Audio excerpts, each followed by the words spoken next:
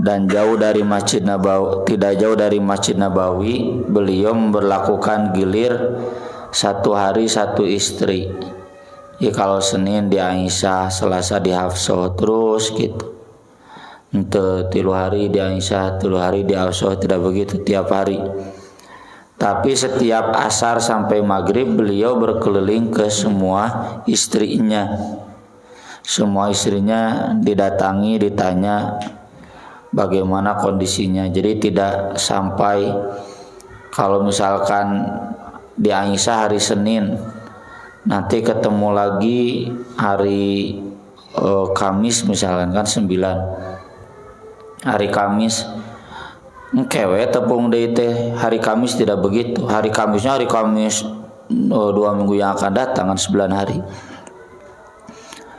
Nabi tidak begitu. Jadi meski hari ini jadwal di Aisyah, nanti asar tuh keliling ke Hafsah, ke Ummu Salamah, ke Juwairiyah, ya, ke Zainab dan lain-lainnya. Nah, termasuk ketika sakit. Ketika sakit pun Nabi SAW tetap peduli. Saya sekarang jadwal di mana, besok jadwal di mana.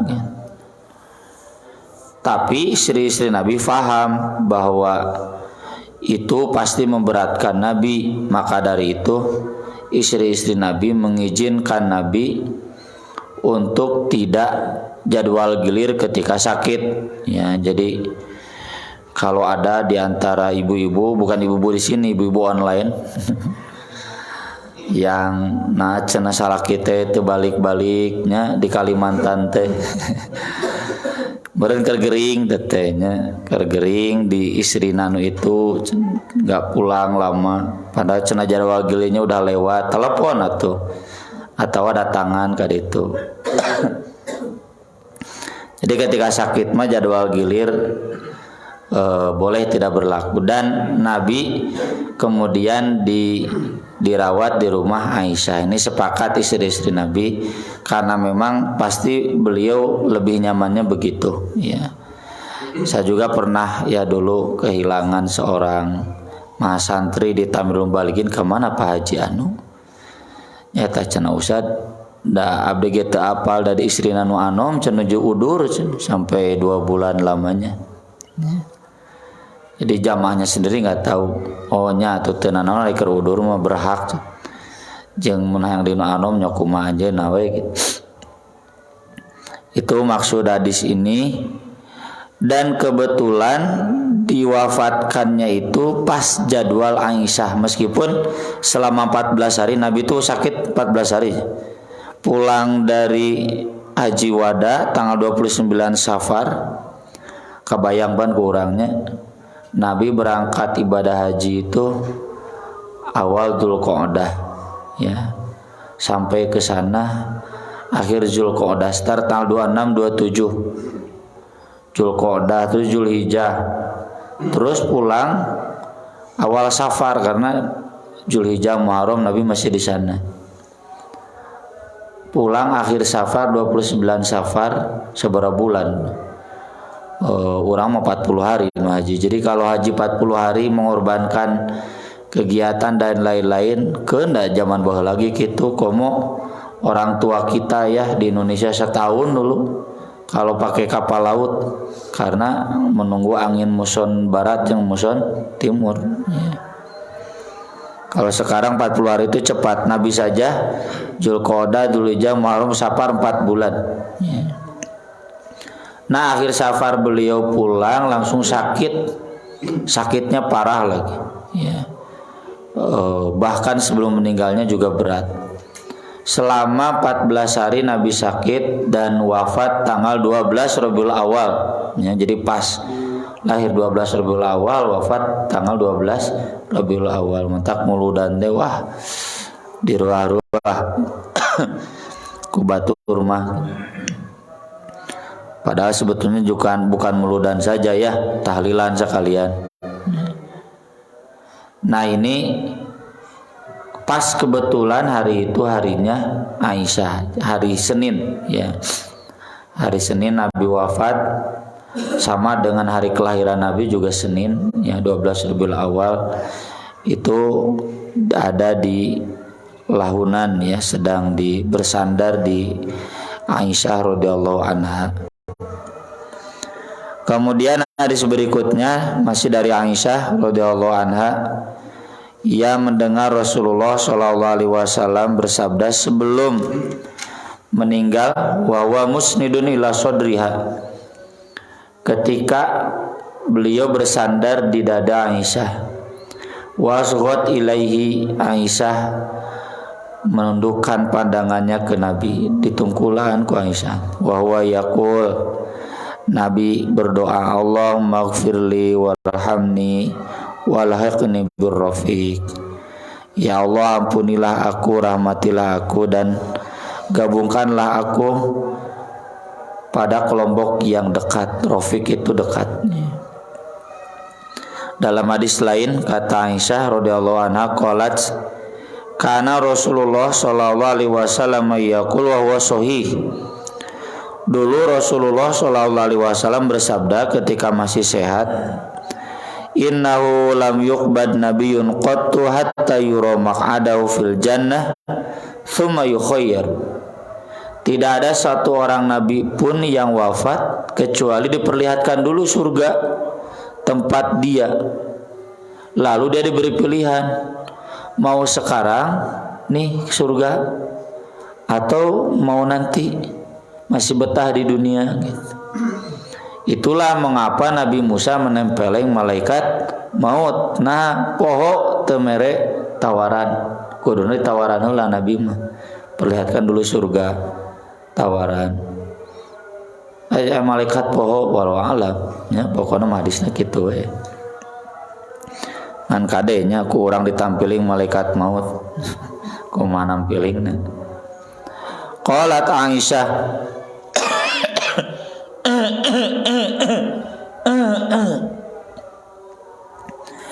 falamma nazala bi Rasulillah sallallahu alaihi wasallam, ketika turun kepada Rasulullah sallallahu alaihi wasallam turun malaikat. Kenapa Aisyah tahu nya atuh da rumah tangga jeung Nabi 10 tahun piraku teu apal kumaha gaya Nabi dapat wahyu ya, turun malaikat. Wa rasulu ala fakhidi, saat itu kepala beliau ada di pahaku ya. Ini bukan berarti Aisyah inkonsisten, kan yang namanya menceritakan kejadian itu lupa-lupa ingat. Pokoknya namanya dina lahunan Aisyah, duka dina dadana, duka di pahanya, pokoknya sekitar itulah. Khusya alaihi sa'atan, Nabi tiba-tiba pingsan. Thumma afaqa, kemudian Nabi sadar kembali. Fa ashkhasa basaruhu ila saqfi, lalu beliau memelototkan, ashkhasa melotot penglihatannya ke atas. Thumma qala, kemudian berkata, Allahumma ar-rafiqul a'la. Dalam riwayat lain fir rafiqil a'la. Jadi kalau ar-rafiqo berarti naz'ul khafid, dicabut huruf jarnya jadi ar-rafiqo. Qalat Aisyah qultu idzan la yakhtaruna. Ya Allah yang paling dekat, yang paling tinggi. Kata Aisyah, oh berarti beliau sudah tidak memilih kita. Jadi saat itu Rasul diberikan pilihan, dan lalu Rasul berkata fir rafiqil a'la, ar-rafiqul a'la, yang paling dekat, yang paling tinggi. Oh berarti Rasul ingin memilih surganya, ingin memilih sekarang ya. Qalat Aisyah wa araftul hadits alladzi kana yuhadditsu nabi wa huwa sahih fi qoulihi innahu lam yuqbad nabiyyun qattu hatta yura maq'adahu minal jannah thumma yukhayyaru. Ini yang tadi ya, diulang lagi oleh Aisyah. Qalat Aisyah fa kana tilka akhiru kalimatin takallama biha Rasulullah sallallahu alaihi wasallam qaulah. Itulah kalimat terakhir yang diucapkan oleh Rasulullah sallallahu alaihi wasallam, yaitu pernyataan Allahumma rafiqul a'la, ya Allah ingin di yang paling dekat, di yang paling tinggi.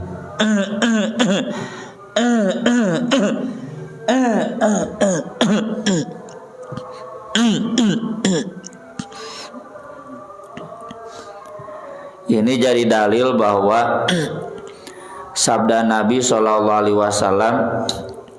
siapa yang ucapan terakhirnya sebelum meninggal la ilaha illallah, man kana akhiru kalamihi la ilaha illallah dakhalal jannah, akan masuk surga. Itu bukan berarti syarat asup surga teh asal daek mengucapkan la ilaha illallah memeh maut kebaik kudu salat gitu. Nabi saja ternyata beliau tidak berkata la ilaha illallah terakhirnya, tapi Allahumma rafiqal a'la. Hadis itu hanya menjamin kalau seseorang sebelum wafatnya la ilaha illallah pasti masuk surga, tapi bukan berarti akan bebas dari neraka, tergantung dosanya. Ya, kalau dia dosa besar, zina, mabok, maling, korupsi, ya, menganiaya, nya pasti kan neraka heula. Kalau Allah menghendaki, nanti sudah bersih pasti ke surga karena dia berikrar la ilaha illallah. Dan ikrar la ilaha illallah sebelum meninggal itu benar, ya, asal dia sebelumnya iman.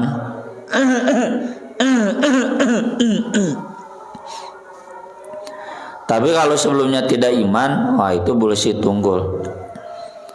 Itulah kenapa Abu Thalib dipaksa ku Nabi untuk mengatakan la ilaha illallah, karena pasti masuk surga, terlepas dari apakah dia masuk neraka dulu atau tidak.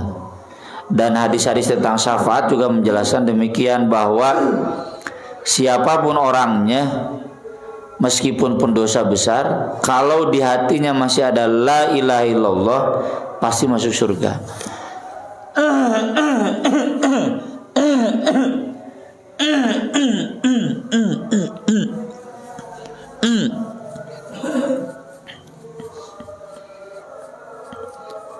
Hadis berikutnya masih dari Aisyah radhiyallahu anha.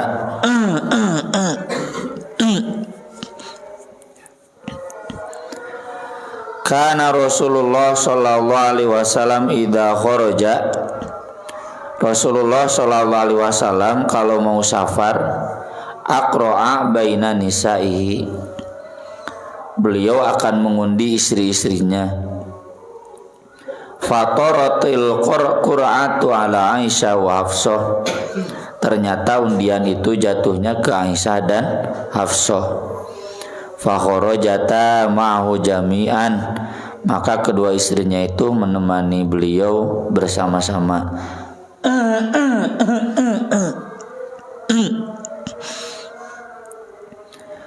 Tentu undian ini undian yang adil ya. Undian yang adil itu sekarang siapa gitu, nanti di safar berikutnya diundi lagi yang belum, yang sudah memuat atau sudah nungiluan deui mah kadinya deui gitu. Kebetulan saat itu undiannya jatuh ke Aisyah dan Hafsah.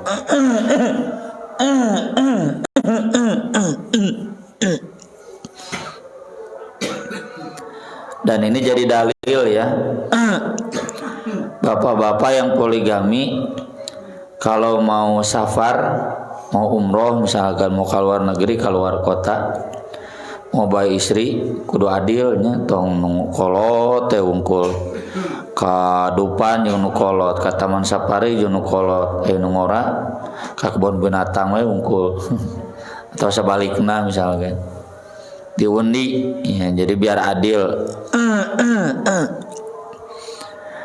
Boro-boro cenah bege hiji cenah can pernah ngajak ulit. Wa kana Rasulullah sallallahu alaihi wasallam idza kana bil lail, dan Rasulullah sallallahu alaihi wasallam kalau masuk malam hari, saroma Aisyah yatahaddatsu maha, beliau sering melakukan perjalanan itu bersama dengan Aisyah dan ngobrol nguplak gitu. Jadi munjing Aisyah mah kenapa nyambung, karena selevel, mohon maaf ya, selevel kecerdasannya ya, nyambung gitu ngobrol teh, sama-sama berilmu ya. Kadang kan anu teh nyambungnya, istrina misalkan pinter, suaminya tidak, sanes bade ngahina, atau sebaliknya suamina tukang ngaji pamajikanna tarase nyambung da teh. Ada harus dua-duanya biar nyambung. Faqalat Hafsatu li Aisyah, ai Hafsah pinter, dia berkata kepada Aisyah, ala tarkabina laila ba'iri wa arkabu ba'irak fatanzurin wa anzuru.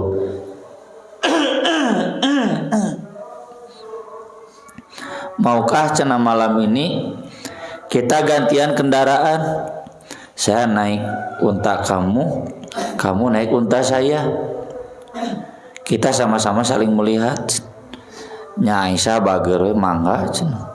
Qalat sebala farokibat Aisyah tu ala ba'iri Hafsah, Aisyah naik unta Hafsah, warokibat Hafsah ala ba'ir Aisyah, Hafsah naik unta Aisyah. Kenapa malam tidak istirahat? Ya karena di waktu malam itu seger. Kalau di musim panas ya, di musim panas di perjalanan siang, wah panasnya mau kuat atuh. Komo orang Arab bae teu kuat. Jadi di waktu malam, tapi tidak semalam suntuk. Makanya di hadisnya juga wasyai'un minad duljah, sebentar saja. Jadi waktu malam awal biasanya itu sampai atamas, sampai sekitar jam 10 itu suka dipakai melakukan perjalanan mumpung iuh. Dan tidak ada listrik, jadi pararoek ya, jarang ada api lagi. Makanya memang Nabi sering dengan Aisyah melakukan perjalanan teh berdampingan. Nah di malam itu faja Rasulullah sallallahu alaihi wasallam ila jamali Aisyah, Rasulullah pun refleks kemudian mendekati unta Aisyah.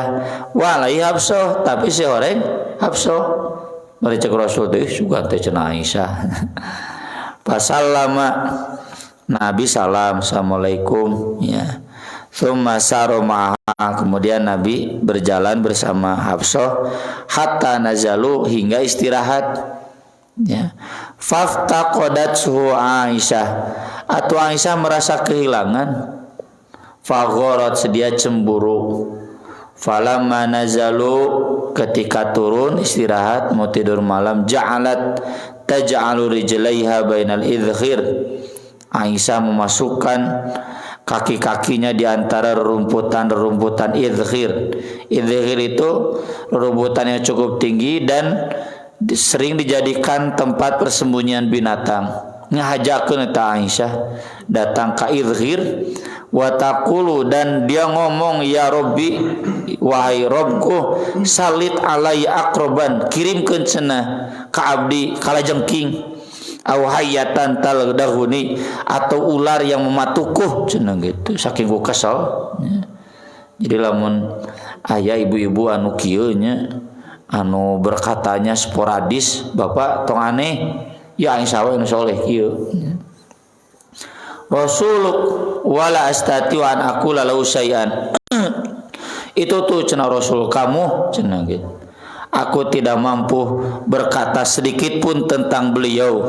Jadi dek nyalahkeun tuh balik boga salaki teh teu wani pan Rasul atuh kawalat. Jadi Aisyah saking keselna kitu we, cenah kirimkeun we cenah kalajengking jeung orai ka abdi cenah gitu. Mun kitu ngara Rasul, maksudnya Rasul mendekat, menjadi perhatian ya. Ini karena Aisyah kesal ya. yang harusnya Rasul dengan beliau biasa kalau sedang safar dengan Aisyah, nah cenah jadi jeung Hafsah. Hafsah pinter deh. Nah ini menunjukkan ya siasat di antara sesama istri itu lumrah. Ya, bagaimana cara-cara mereka untuk menarik perhatian dari suaminya, bersaing secara sehat we.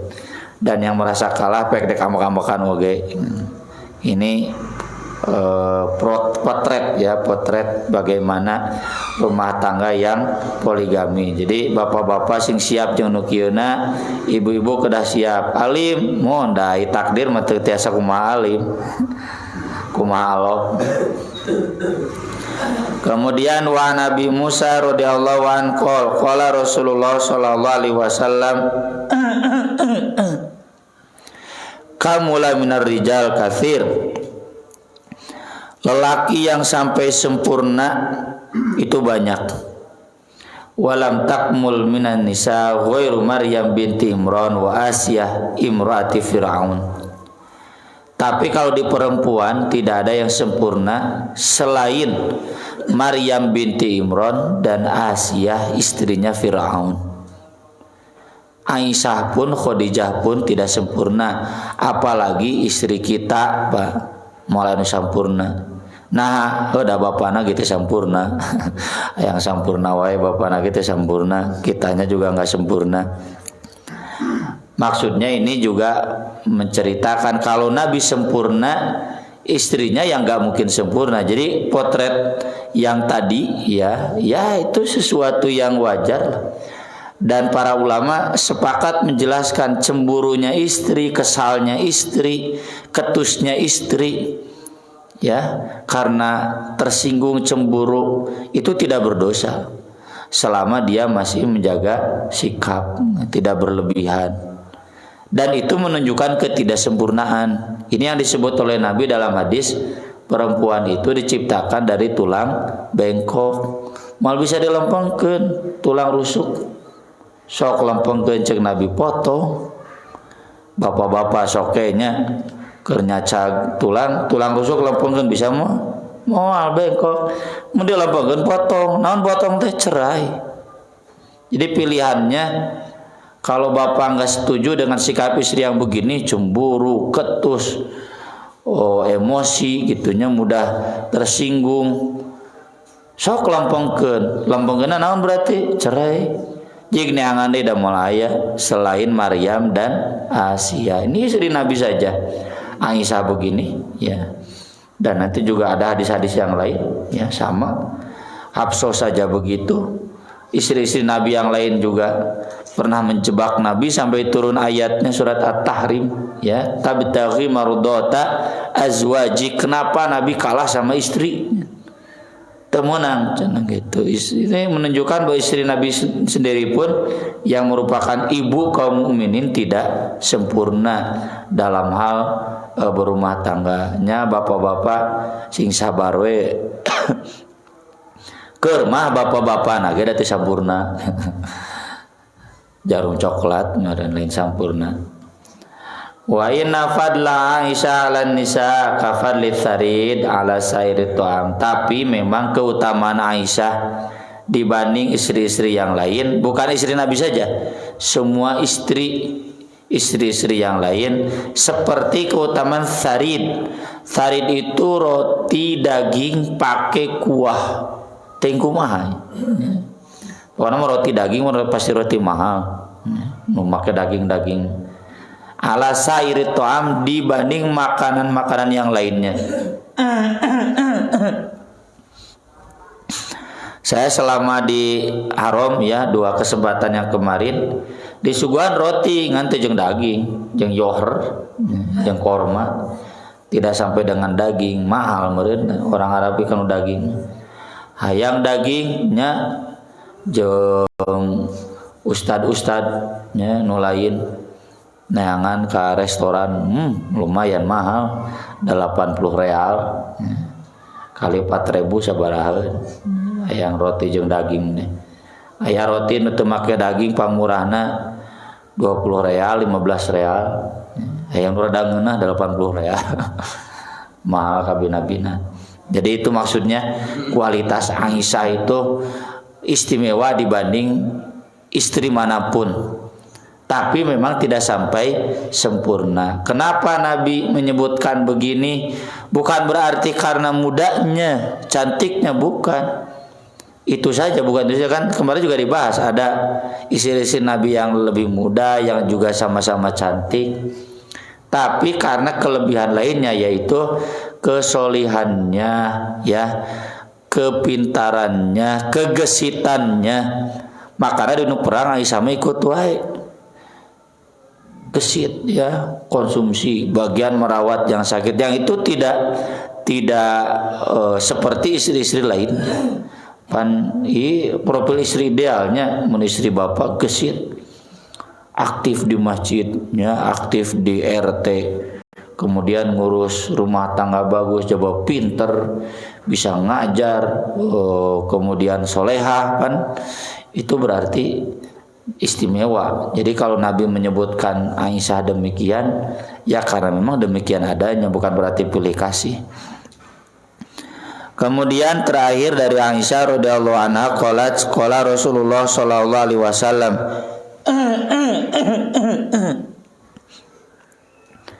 ya Aisyah, hei Aisyah, hadza Jibril yaqra'u alaiki salam. Tadi Jibril nitip salam kepada kamu. Faqalat waalaikumsalam warahmatullah. Dalam riwayat lain Aisyah sampai meneteskan air mata. Nitip salam kepada saya, cenah Jibril.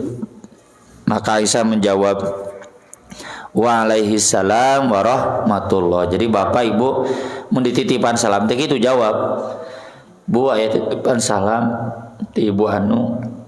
Oh nya lain ohnya, nya nuhun lain gitu, tapi menti ibu-ibu walaihas salam, menti bapak-bapak walaihis salam warahmatullah. Kata Aisyah, wa huwa yara ma la ara. Itu karena dia bisa melihat apa yang tidak aku lihat. Nah, ini menunjukkan juga Jibril itu sampai menitipkan salam karena kesolehan Aisyah, ya. Soleh mah diizin teu bisa dipaksa-paksa, Pak, Bu, ya. Sok budak urang bisa dipaksa soleh? Teu bisa. Dipaksa, dipolototan, dicontohan, hese. Nu teu dicontohan ge soleh mah soleh we gitu. Budak batur misalkan lain budak ustad nih soleh.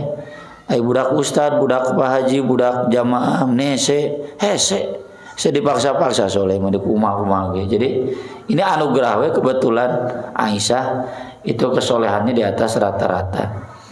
Dalam riwayat lain yang nyambung dengan hadis tadi, kenapa Nabi wafat di jadwal giliran Aisyah? Dalam riwayat lain kata Nabi ke istri-istrinya, wahyu tidak pernah turun di rumah istri-istri Nabi kecuali di rumah Aisyah. Duh kagunaon Jibril teh jeung milih Aisyah.